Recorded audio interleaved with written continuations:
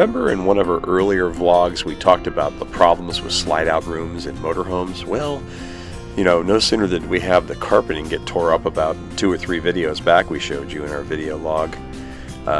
We are getting a problem with our switch that operates our big slide room in our living room, and we didn't know if it was the switch or the motor itself. And we carry spare parts for a lot of things, including the switches and the relays, but we don't have a spare slide-out motor for the slide-out. So we had a friend of ours who was from Yuma, Arizona, that had a spare part, and they were going to let us use that part. So we were trying to rendezvous with them so we could pick up that part from them and carry it into Alaska, up into Canada and Alaska. And that way, if we got broken down, we would just use their spare part and then buy them a replacement. Well, it's like 2 days before they were going to meet up with us, they called and said, "You were not going to believe this, Murphy's struck," and their slide-out motor went out. So they actually had to use their spare part. So we ended up having to order a spare part from a company in Michigan and have it overnighted to Kalispell, Montana. And I will say this, I have invigorated my faith in FedEx because we ordered it like at 9 in the morning on one day, and we had it in Kalispell from Michigan on the next day before noon, and I was totally amazed. I mean, they had to fly that thing to Memphis, and then they had to put it on a plane to either Missoula or Kalispell, and then somebody had to bring it out to the Walgreens where we picked up, and by God, if it wasn't sitting there when we got there. So currently the slide is still operating, but we do have the spare motor now, and the price was very good too. You'll see a lot of these motors go from, you know, anywhere from $150 up to $700 or $800, and a lot of that's just the price that the particular dealer decides to sell it to you for. And sometimes I have to believe that it may be the amount of desperation that they see you're in, and so the price goes up if you're more desperate. So we ended up paying $276 for the motor, and I think that's a very fair price because a lot of the times the motors are more expensive than that. And as long as it's it's a decent part, it's supposedly has got all metal parts in it, nothing plastic. So we'll see, and hopefully, you know, down the road I don't need it, but it's good to have in case you do. But that certainly changed a lot of our dynamics about where we were going on the trip, because we were supposed to go to Kalispell to get tires on the Jeep, and we still were, but we weren't planning on going through Missoula, Montana. We were planning on going around Missoula.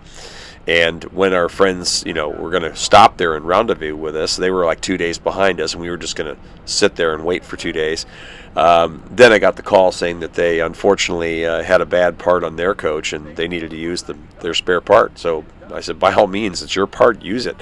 So yeah, always got to be flexible. Semper Gumby. I mean, always flexible when you're an RVer. So you find that out a lot. I guess those people in the military are good RVers because they know about being flexible too. I-90 West, Missoula.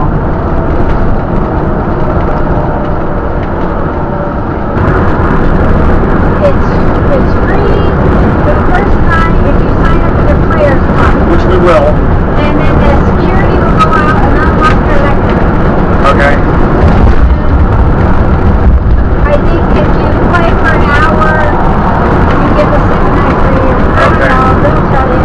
Yeah, the motorhome won't be coming back down here in Missoula, so we're just going to stop and get the car washes now. Then we're going to go up there and check in the casino, park the car. I'm in late. I got to take the battery out of the ring doorbell to get there.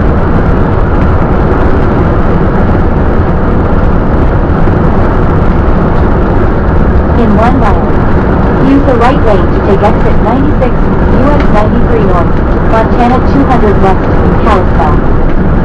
Then keep right. Jim and Mary's RV park. Turn right on Carthage Road.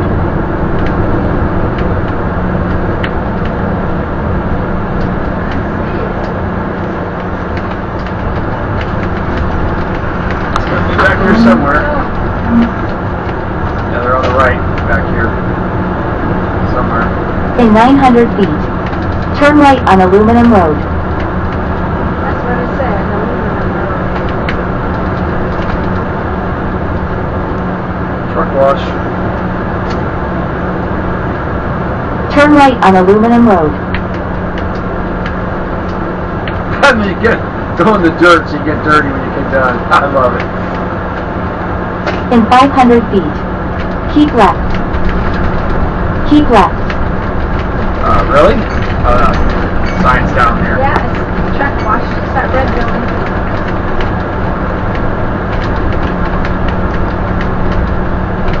Ask if we can get out In on the 300 paved feet. road. I will. Turn left. Then turn left. I don't know. I was Where does that go? Turn left on Stainless Way. Then turn left. What the hell are they? The red building. Are they open? I don't know. We'll find out. But a window like McDonald's. What? She said it's a 900 window like feet. McDonald's. Turn left on Cartage Road. The drive-through. So are they gonna wash it, or is it like an automatic wash? No clue. Because it says drive-through truck wash.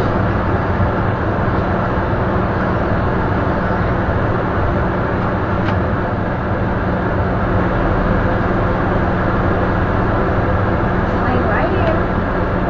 That's the window like McDonald's. What window? Right there, because you're up high, right? Because you're a truck. Yeah. Is that tractor in the way? No. If I can't fit in that window and that thing, I'm not gonna. Careful. Do we fit in there?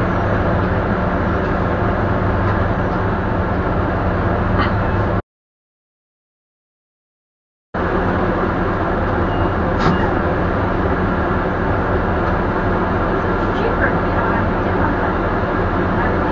Holy crap, man. Wait till it goes all the way to the top.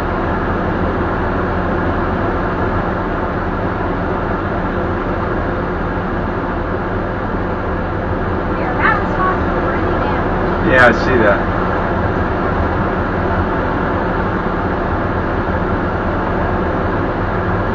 I can't tell what the hell he's telling me to do. Move in or turn or what?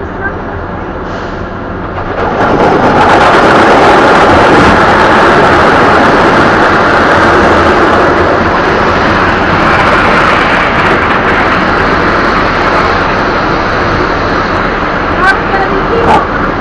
It is. It's time to turn left. I see it. But you can't see what he's doing. Say left. Now he's shaking his head no. Hard to see when you got something in it.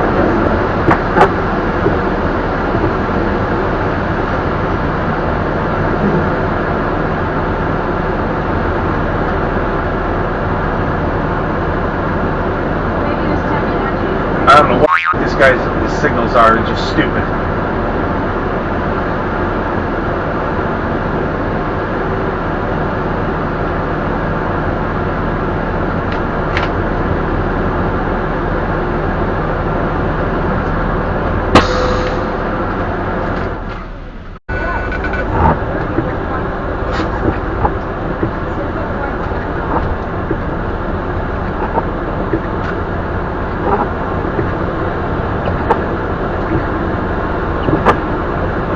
All right, here we go.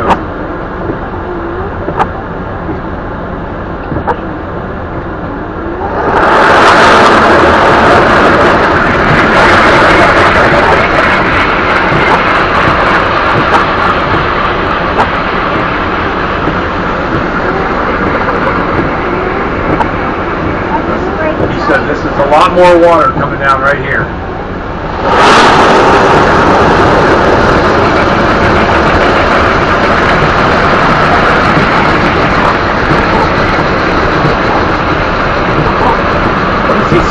This guy's got terrible motions. I don't know what he's doing.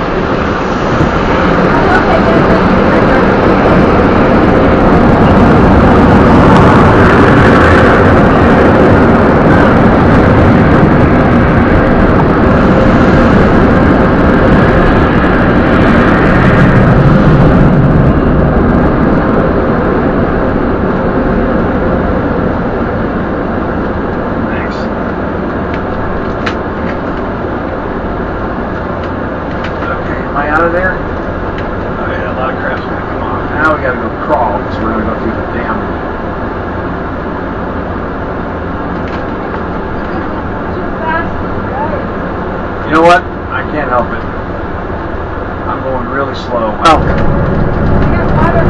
dripped on what part of the coach? Okay, there's water on the stove top.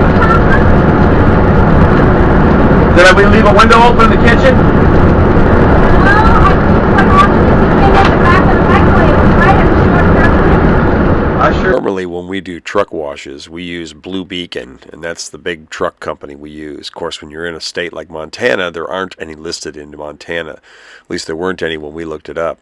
We have an app on our phone. It's Blue Beacon is what we use. And the Blue Beacon truck washes, we call that going through a Category 3 hurricane. And usually what we have to do is take off our Ring doorbell battery, and I usually put some tape on it.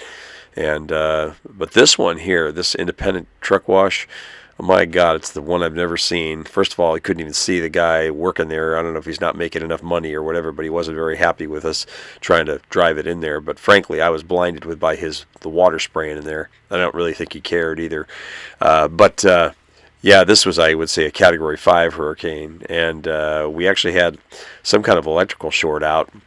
And thankfully, I think we had circuit protection protect something, because I went down and looked at the inverter, which powers our coach, all the electric things like the refrigerator and the microwave while we're driving down the highway, and it had shut off, and it actually smelled like electrical burning in there. So we got it all parked. I got out my blower, my Ryobi blower, and blew the whole thing out, and then waited a while before, because once we plug in the AC power, we didn't need the inverter to run, and then we dried it out for overnight. We had power there, so we ran the shore power for 2 nights we were there, and then we were able to plug it back in. But I highly do not recommend unknown truck washes for RVs.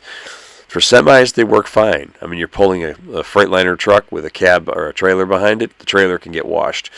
But when you've got all these compartments with less sensitive electronics and all sorts of gizmos and gadgets, somehow either with vents on them that go into the inside or everything else, you run the risk of shorting things out when they have that high of a pressure. So just a word to the wise. How am I doing?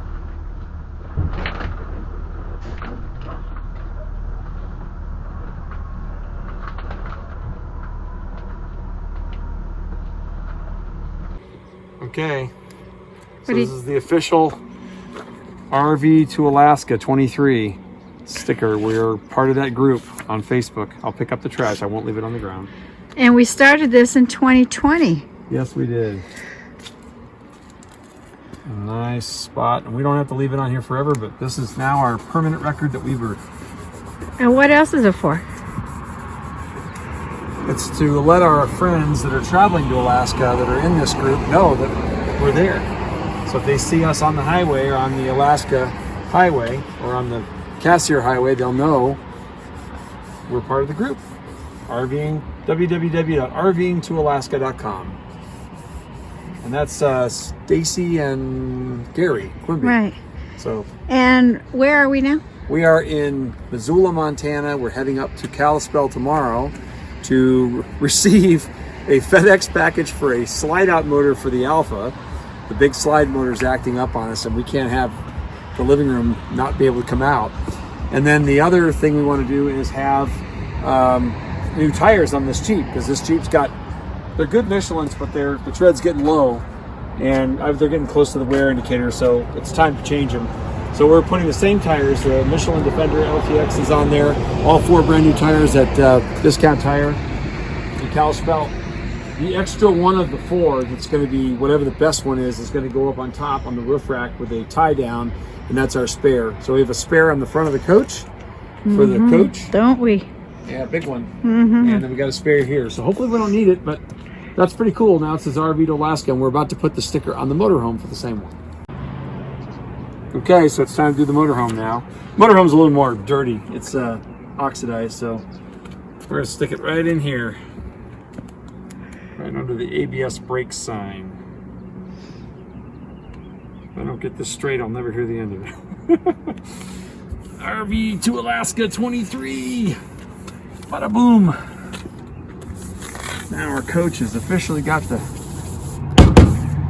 there it is. Here we go. Well, we helped the tribe out a little bit and donated a little bit to the casino, and then what do you know? The casino turned around and donated us back little bit more than double what we donated to them. So, hey, it wasn't a wasted trip at all to stop in Missoula. Sue loves this game.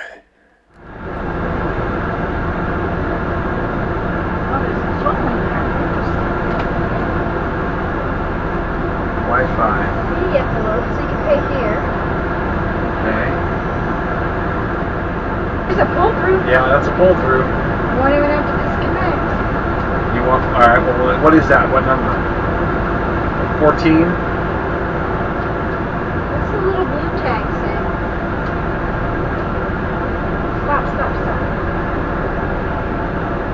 Single occupancy. Oh, yeah, because some of them are double. This one. Look at this one. That's a back end, but it's. Let's do this one. You got solar? That's true. Now it's the end of the loop for the. You want to take this one? 18. Sure.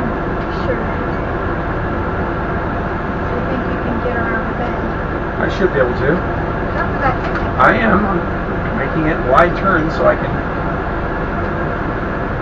Okay, I'm in our site right now. You want to call this done?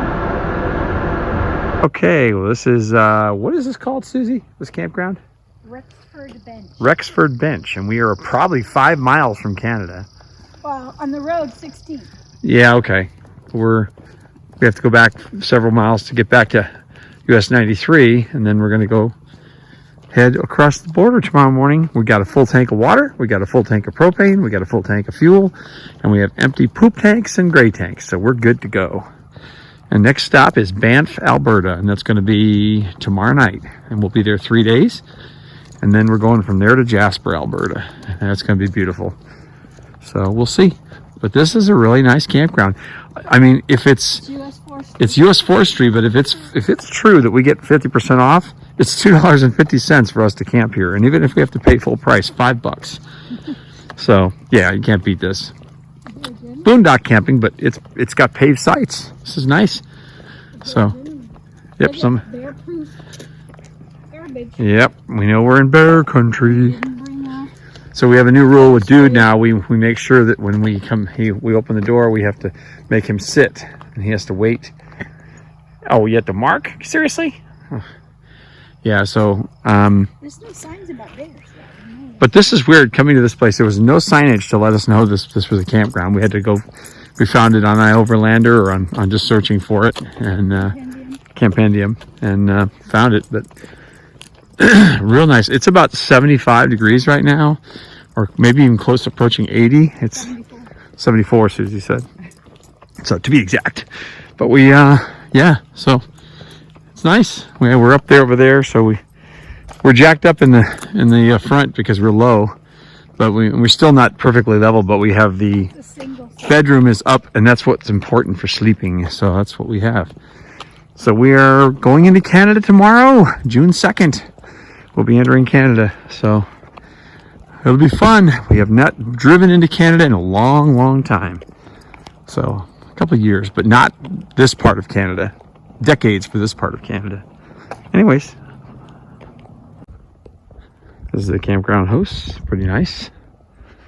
Usually campground hosts get water and sewer and electric. They usually have some kind of a septic system for them for sewer. Sometimes a pumper comes and gets them, but they get to stay in places like this and take care of it. And their jobs basically is, cleaning the latrines. If sometimes they don't have to do that, but checking people's in and calling the sheriff if there's a problem. But this place right now, deserted. Of course, it's in a weekday. It's but Mom and Dude are walking, and we're heading back after paying. So with our interagency pass, in other words, Old Fogey Pass, we get 50% off. So it was, instead of $24 tonight, we pay only $12. So we decided tonight we're going to rest here and then go across the border to Canada tomorrow. So we have full propane, we got full water, we got empty tanks, and we're set to go. And we're looking forward to the adventure in Canada and Alaska. So cool.